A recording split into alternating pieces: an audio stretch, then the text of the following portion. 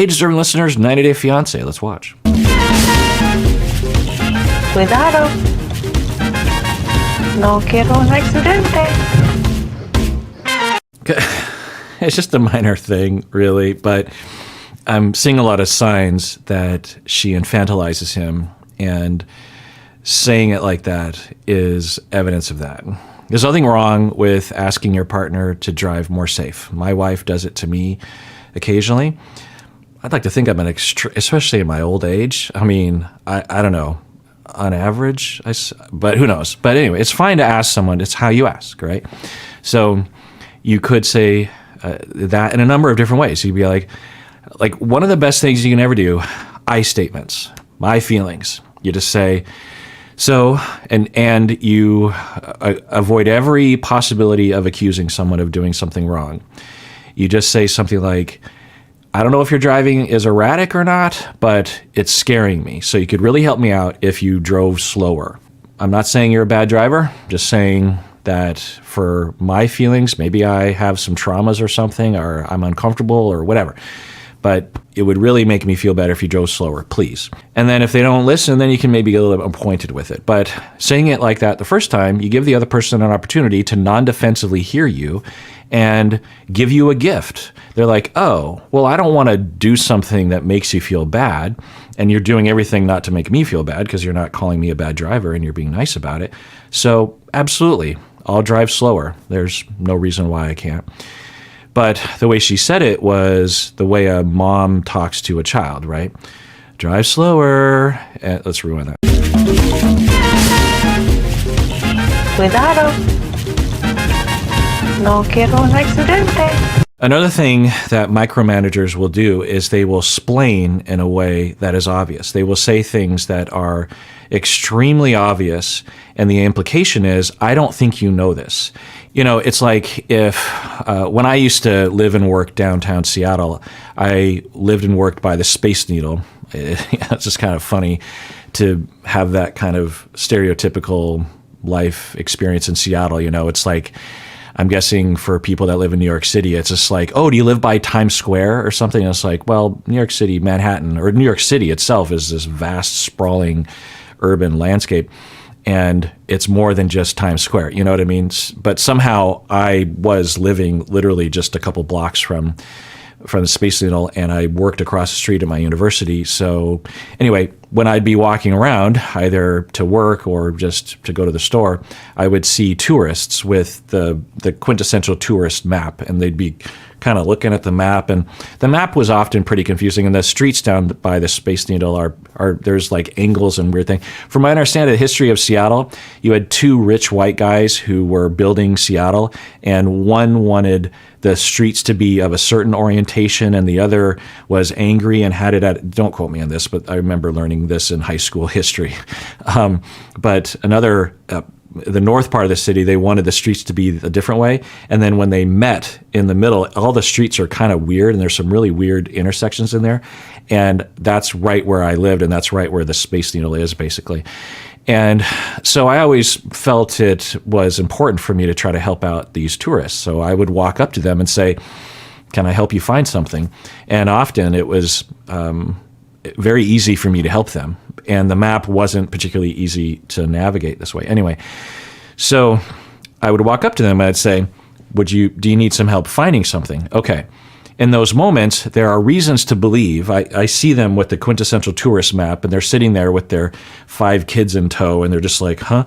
So I have enough data to go off of that they don't know what they're doing, and I know I can help them. I have more knowledge than them, and I can help them. So I have reasons to believe to do that. Now, if I just walked up to a random person on the street who is walking Amazon, the main campus of Amazon is right there too. If I just saw someone walking to Amazon and I just walked up to them and said, oh, can I help you find where you're going? The person would be like, huh? No, I'm okay. Or someone did that to me. Let's say someone randomly walked up to me and said, I was at a stoplight or something, and someone comes up to me and says, can I help you find where you're going? I'd be like, huh? Even though it's potentially an innocent question, I'm like, did I give a signal somehow that I don't know what I'm doing? I know what I'm doing. I live and work here. Why are you asking me that question? Now, I'd say, no, thank you, but it would be weird, right? So I use that analogy because in relationships, this happens a lot, particularly to people who infantilize others, who like to be above, who are perhaps codependent or, I don't know, listen to my deep dives on codependency, but at the very least, they're over-functioning. They need to over-function. They need to be superior is another way of looking at it. And they will splain things, and meaning, there's mansplaining and then there's just general splaining, in which you'll say to someone, honey, when you drive fast, it means that we might get in an accident. It might mean more likely. And, if we crash in our car, it might cause physical harm to us. So I need you to slow down. When you say stuff like that to someone, and she didn't say that, but if she had, or if someone had, the implication is, you're an idiot. You don't know what you're doing. Let me explain it to you. And when you do that, so many messages are being put forth. The message is, I'm superior, I know things. And the message is, you're stupid, you don't know things. And you rinse and repeat that over time enough times, the target of that splaining will eventually be essentially, it's a version of being gaslit into believing that they actually literally are stupid. Over time, the Yohans of the world, if this pattern persists, will actually start to believe that they don't know things and their partner does. So I don't know what we're seeing, but I'm seeing a lot of signs of that kind of dynamic, which is, I don't know, there's something really irksome about it to me. Cuidado. No quiero un accidente. The tone of voice and the fact that he doesn't push back. Yeah, I think we're seeing a dynamic where each of them is contributing. She's contributing more, obviously, because she's the one that's doing the splaining and the bulldozing and the privilege. But he enters into this very blank space where he just receives it and does. I'm guessing he's boiling over with rage on the inside. Maybe he learned how to bottle this up when he was growing up. I don't know. Or maybe he literally knows that in order to get what he wants, he has to do this with her, or because he knows that she holds all the power, that he knows that he has to bow down to her. I don't know. I don't know. I don't know. Good. ¿Cómo estás? Saludos, familia. ¿Cómo estás? ¿Cómo estás? Daniela, ¿cómo estás? Donde vivo, somos una familia grande. Hermanito. Yo vivo con mis padres, con mis 2 hermanas, tengo 10 sobrinos, más un... Yeah, so we're hearing that in their house, I don't know how big the house is, but we're hearing that 10 nephews and a brother, sisters, mom. So, I don't know, 15, 20 people living in the same house. I'm just going to take a guess and say that economically, if he were to go to the States, this would be a boon for him and for the family. I'm just going to take a guess on that. I don't know. Un hermano, en total seríamos más o menos como 16. Mucha gente, mucha gente. Mucha gente. Siéntese. Daniel con mi familia se llevan bien, los niños la quieren mucho. Now, I will say that this sort of living arrangement has its benefits emotionally and developmentally. When we evolved on the African savanna 1 million to 200,000 years ago, we lived like this, and really lived like this for many millennia after that as well, until rather recently with industrialization and the American dream, if you will, of having the house on the hill where everyone has their own office and their own room and their own car and their own TV and their own phone. In the past, people lived in much more close quarters, much more communal living. Of course, there are downsides to that, but the plus side is that you have your attachment needs met very easily, and you have your kinship needs met very easily. There are many people in the United States that would claim that they have good family relationships, but they only see their family, their extended family, maybe once a month. And they're pleasant and loving, but there's not a lot of contact. We evolved to have constant, round-the-clock contact with our loved ones. People that we could trust, people that knew us, people that were there for us, people that accepted us no matter what. Imagine having 15 to 30 people, maybe more, who knew you from the day you were born until present day. They saw you in all of your glory and all of your bad moments, and they stuck with you. And it was proven time and again that no matter what, that person had your back and that person thought of you, and you reciprocated. Imagine the security that you would feel and the attention you would feel. And that's just like one aspect to it, but also for children. When children need love and attention, when they draw a picture and they want to interact, they want to play, they have their cousins and their siblings that they're playing with. They have their aunts and uncles and parents, and they have everyone there that they can interact with. They have a constant eyes on them. And you, as a parent, when you get bored or you get overwhelmed or you have other things to do, you can pass the kids off on. We're just sitting. You can just walk out of the room because you know that your siblings and your parents will absolutely keep their eye on the kids.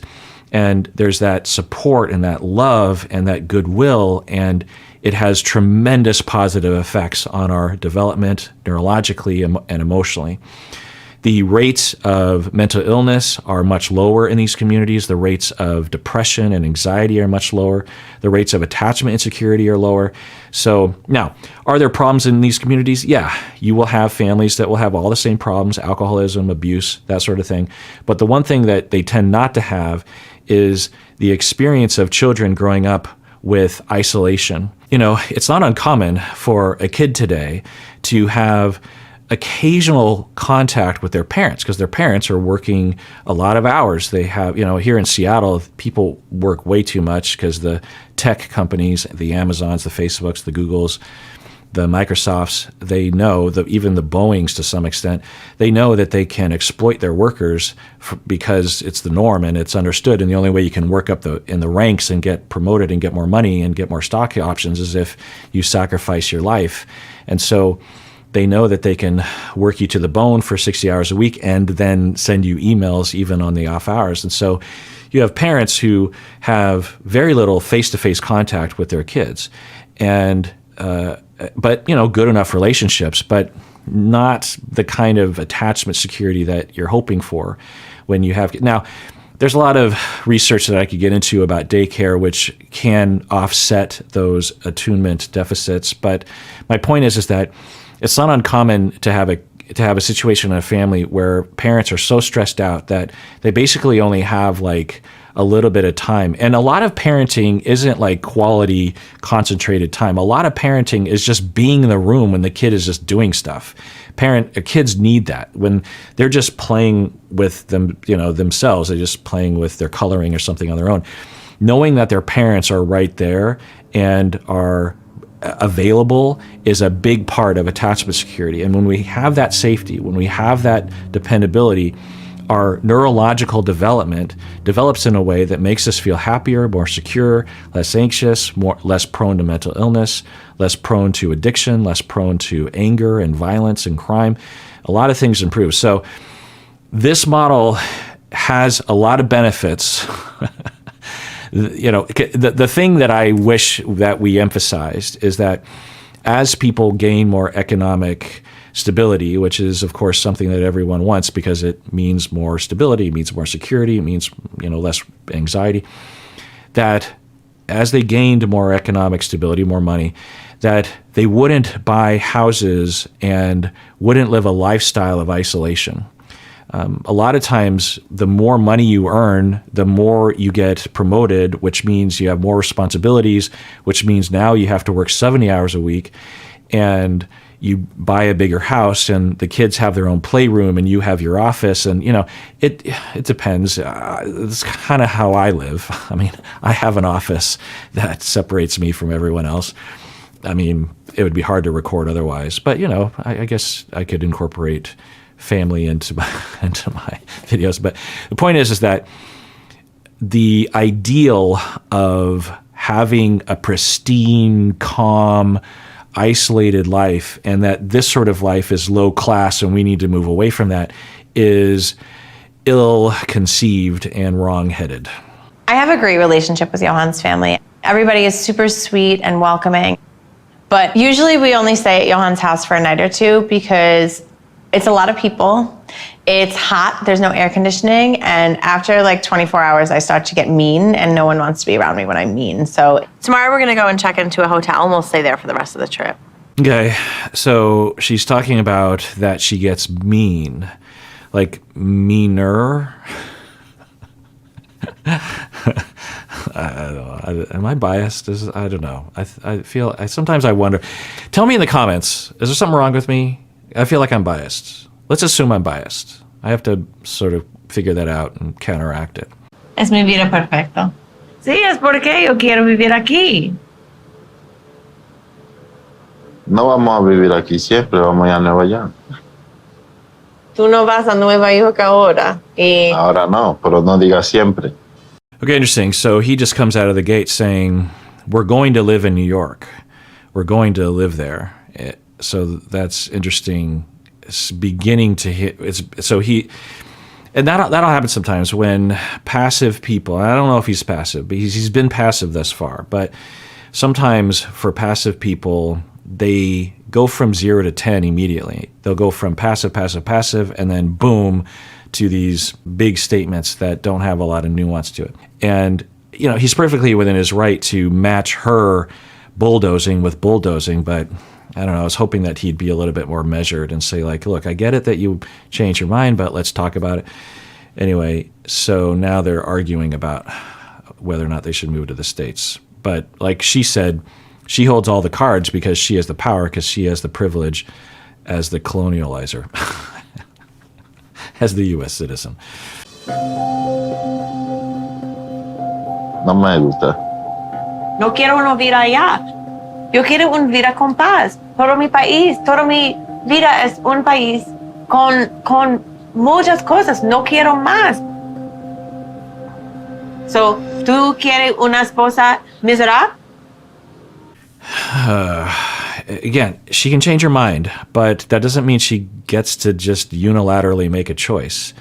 She might even be able to say, look, this is a deal breaker, I guess, but the way she goes about trying to convince him, I mean, I would hope that Danielle would want him to be on board instead of just compliant, right? The way she's approaching this is, I don't care what he wants, I don't care what he thinks, I don't care what he says, I'm just going to make him do this, and really he doesn't have a choice because I hold all the power. I would like to think that Danielle would be like, well, I changed my mind and I'm going to try to convince him that we should give it a try because I want a spouse who is on board with this. I want to try to convince them, and I'll try to influence them. I'll try to make a case for us staying in the Dominican Republic. And so I have to maybe work with him on that. But instead, it's just like all these statements of like, look, if we go to the States, it'll make me unhappy. And so thus, you don't want me unhappy, do you? But then what about him? He could say, well, if we stay, I'll be unhappy. So do you want to be with an unhappy husband? Ok, mira, lo voy a decir. Vamos a estar aquí un tiempo y después vemos cómo no va. Okay, interesting. So good on him for compromising. I wonder, though, if in his head he's like, my wife, maybe even this privileged white lady who has no idea what living in Dominican Republic is actually like, we'll give it a try for a while, and she'll probably learn pretty quickly that whatever sort of dream she has or vision she has about living here will be dashed on the rocks of reality. And so then we'll reevaluate at that point, and I'm guessing I'll be able to convince her to go to the States.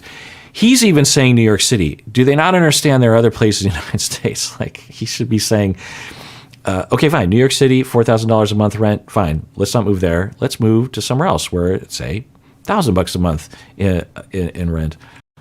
Si estamos bien aquí, no hay necesidad de ir a tu país a trabajar. Sí. Y si no nos va bien aquí, vamos a tener que ir a tu país. Okay. Perfecto. Okay, well, if she means it, then they just came to a compromise, and that's good. So maybe I was wrong about everything, and that's just how they communicate to each other, because that's good. They came to an agreement. They seem to be on the same page. So, all right. Energía.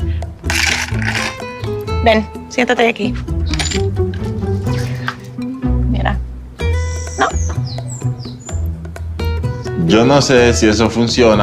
It's funny. So this reminds me of a time in my relationship with my wife. She works in skincare. She doesn't do so much of the work anymore, but she used to do a lot more of it.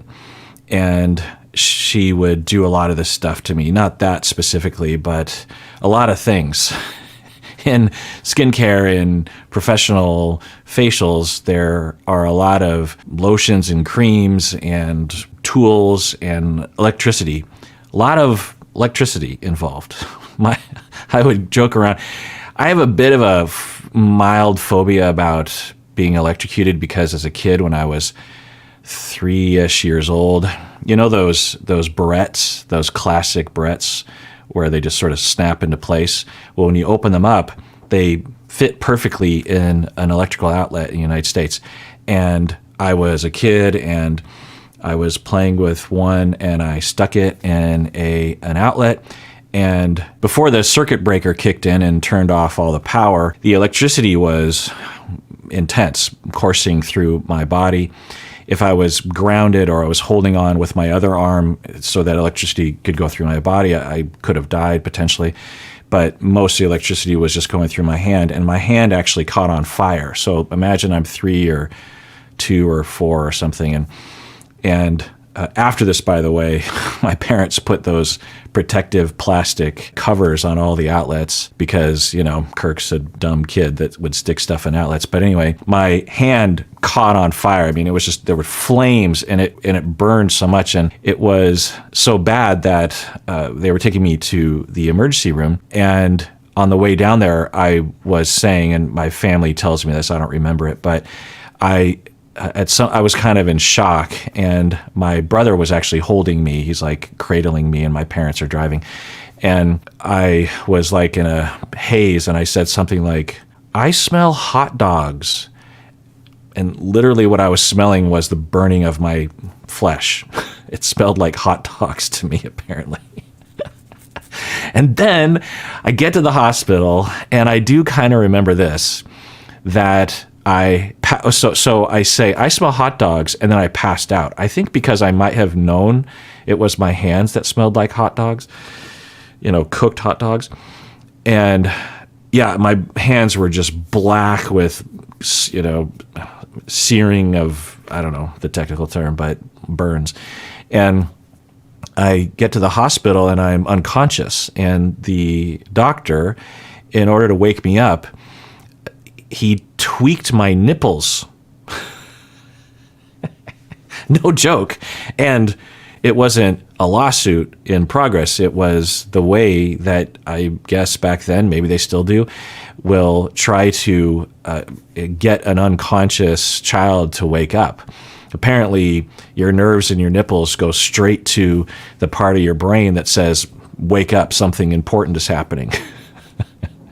Instead of using smelling salts or something. And I guess it's maybe the least invasive way that you can wake an unconscious child. And it did. It woke me up. And I apparently, according to my family, I was like, "What are you doing? Why isn't my shirt off?" Like, apparently I was really judgmental about the situation. I think my family, even my extended family, will say that even as a young child, I have an aunt, my favorite aunt, Auntie Carol. She will tell me that when I was 4 years old, she felt like I was silently analyzing her at the age of 4. And I'm sure that for some of you, you're like, well, of course, that's what you do. But, I wasn't always a therapist. I was a regular kid, just like any other bumbling fool of a kid. So to think that I had this streak in my personality where I was like observing people and going, huh? Or it's a projection on my aunt's part. I don't know. But the point, why am I saying all this? Oh, so I have a mild phobia about being electrocuted because of that. And I've been electrocuted a number of times after that. I do a lot of home renovation, and sometimes it's easier not to turn off the breaker and you just work with the wires that you got, and sometimes you get zapped, and it's not a big deal, and I've gotten over it. But for the most part, and I don't recommend that, by the way, always turn off the breaker or get an electrician to do your work for you. Hire an electrician. Don't do electricity by yourself. Also, put those covers on those outlets because, sometimes your kid is a stupid kid like me and went, huh? It fits perfectly, though. I don't know. Maybe it was some sort of instinctual thing of mine, some drive, if you will, some latent, mature drive of wanting to stick something in something. Anyway, Freud had his wisdom at some point. Point is that my wife would do this, and one of the things she would do is she would do her electricity stuff, and there's various different ways in which in a facial, and sometimes she would do full body things. There's various different ways in which you can electrocute someone, and it was alarming, but it reminds me of an earlier time when she did more of these kinds of things. You know, she was just like, oh, let's do this for you. And, you know, she didn't do it very often. It was literally like once every few months or something. But, you know, feels nice to have someone take care of you. Maybe I should ask Stacy to do that for me again. So, yeah, that reminds me of that. You know, it's a nice little gesture that you can do for each other. And to be honest, there were invasive things that she did to me all over my body, you know, like legitimate procedures that they do in these spas. You can use your own imagination. Sugaring was involved. This device that isn't a laser, but it kind of is almost in that direction of lasering of hair, and all that was involved in that for me. There were some things where I like, well, let's not ever do that again. And, you know, those were in that category. But, you know, these are nice. All right. Well, that does it for that episode. Everyone out there, please take care of yourself because you deserve it. You really, really do.